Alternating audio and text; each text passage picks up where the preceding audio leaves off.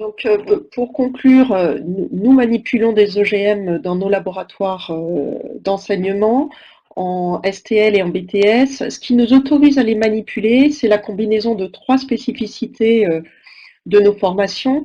D'abord, les locaux qui sont équipés et la gestion raisonnée des déchets. Vous verrez cela dans la DUO, ça apparaît très clairement donc dans la déclaration qu'on fait.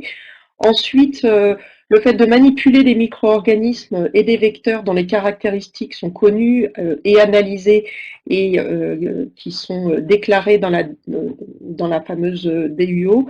Et enfin, ces micro-organismes sont manipulés par des élèves ou étudiants qui sont formés plusieurs heures par semaine dans le laboratoire de biotechnologie sous la direction d'un enseignant titulaire d'un concours de niveau Bac+5 ou d'une formation académique qui lui permet de prétendre à pouvoir enseigner justement tout ce qu'il y a autour de cette manipulation de génie génétique.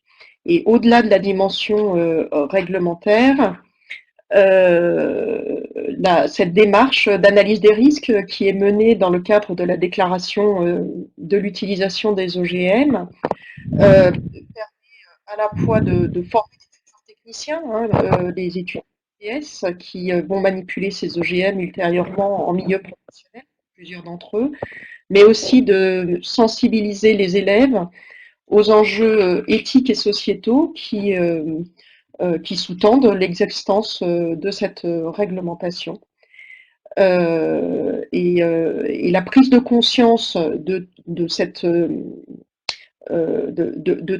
tous ces éléments dans le cadre d'une démarche d'analyse des risques confère de la liberté de pouvoir